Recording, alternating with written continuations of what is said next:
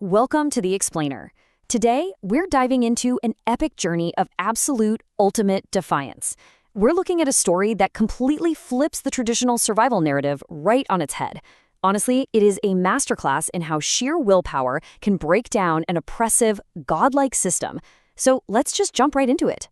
Start by asking yourself this. What would you do if you battled for decades, watching your friends die one by one, sacrificing literally everything you have to save humanity, only to find out your entire reality was just a twisted game run by higher powers? How would you react? Would you give up? Or would you tear the very heavens down? Okay, the story kicks off with absolute catastrophe. Out of nowhere, these massive structures called nightmare towers erupt all over the globe, and monsters just pour out, instantly wiping out a full third of the Earth's population. To stop this apocalypse, the survivors are summoned into the towers as tower walkers, and are gifted with these game-like skills to fight for the world's salvation. But the real nightmare actually begins early in the climb. As the fighting gets incredibly brutal, a supposed miracle item drops. The Stone of Return. It promises to send users back to the past so they can escape the horror. Terrified, almost all of humanity's strongest fighters use it and vanish. They just flee the present. And this leaves our protagonist, Jae-hwan, alongside a tiny handful of brave allies, completely alone. That mass exodus leads to some agonizing isolation. After his remaining friends perish on the brutal 99th floor, Jae-hwan is left alone for decades. But instead of giving up or, chasing fancy magical classes, he does something completely unexpected. He masters a single basic move. He executes over 50 million monsters with nothing but a standard thrust. He pushes a simple stab to such an extreme that it actually evolves into a reality-bending attack. Then, during his ultimate, years-long boss fight with the ice dragon on the 99th floor, Jae-hwan learns a horrific truth. That supposedly magical return stone? Yeah. It was actually a dream demon stone. It didn't reverse time at all. It trapped all those fleeing cowards in an endless, comforting coma. Everyone who used it is effectively dead to the world, just trapped in a nightmare illusion. And the mental torture doesn't stop there. After finally killing the dragon and clearing the 100th floor, Jae-hwan fully expects to save Earth. Instead, he meets Beastling, a demon administrator who drops the absolute ultimate bombshell. Humanity was tricked. Earth was never actually destroyed. The entire apocalyptic scenario was just an artificial simulation. The crushing reality here is that humanity wasn't fighting for survival at all. They were just crops being cultivated. The tower was a giant filter designed to weed out weak souls through death and trauma, while the strong, surviving souls were harvested as products to be sold to deities in a higher dimension known as the Great Lands. Literally, Earth was just a farm. Now, Beastling expects Jae-hwan to just accept this, take his reward, and move on to the Great Lands as a top-tier product. But absolutely refusing to be treated as a commodity, Jae-hwan totally defies the game's rules. He pushes past his limits, unlocking a hyper-adaptation, and unleashes an impossible 10 billion thrusts. This completely overwhelms the system's math and obliterates Beastling entirely. And instead of following the predetermined path to the Great Lands, Jae-hwan takes his upgraded blade and literally breaks the fabric of his universe. He aims his thrust upward and smashes straight through the ceiling of the tutorial tower, forcing his way out of the system and escaping into a completely unknown, unmapped realm. He lands in a place called Chaos. This is the world of the dead. It's a brutal afterlife meant as a resting place for souls worn down by the endless wars of the Great Lands. It's this decaying realm where souls slowly corrupt and turn into ghouls, essentially serving as mere nutrients for the massive Miraji tree.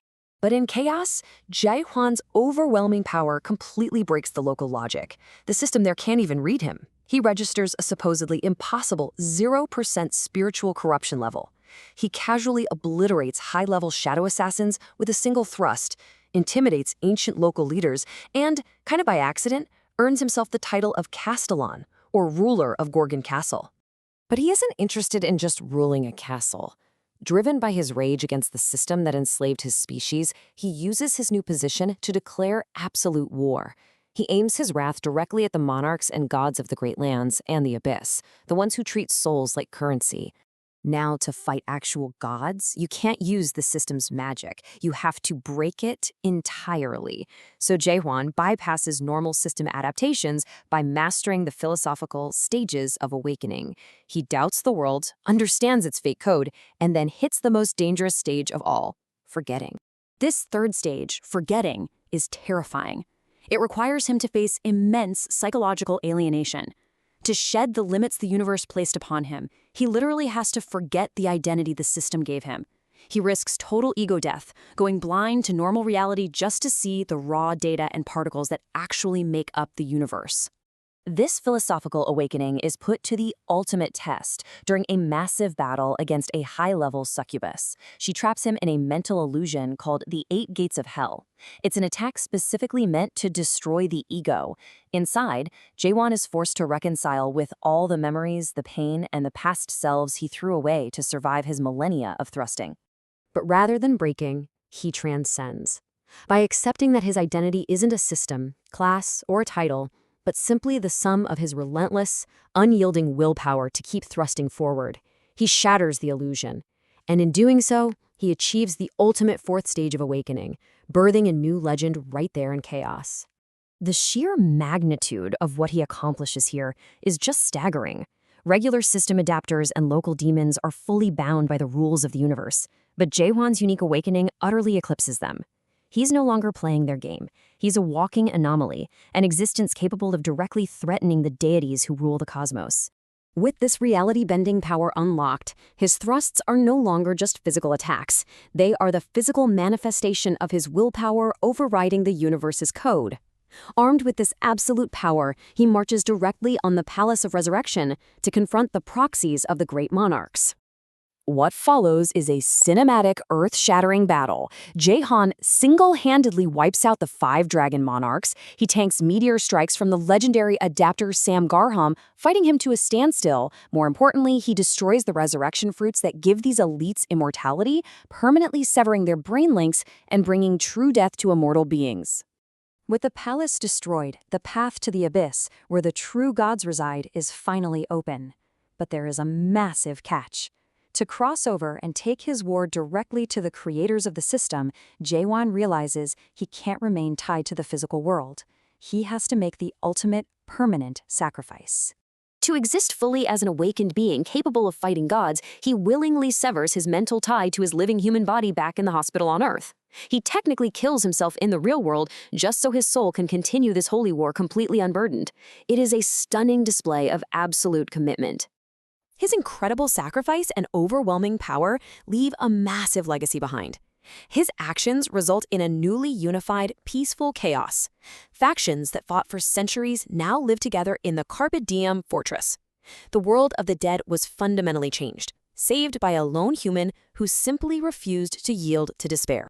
And so, armed with a sword that literally eats dimensions, an unbreakable 4-stage awakened willpower, and 0 ties left to the mortal plane, Jaehwan steps through the narrow gates. He leaves the tutorial, leaves chaos, and ascends to hunt down the gods of the abyss themselves. As Jaehwan ascends, the narrative leaves us on a massive, tantalizing cliffhanger. You really have to ask yourself, after seeing everything in this explainer, when a universe is built entirely on lies and exploitation, can one man's sheer, localized willpower truly tear down the heavens? I'll leave you to ponder that. Thanks for joining me on this deep dive.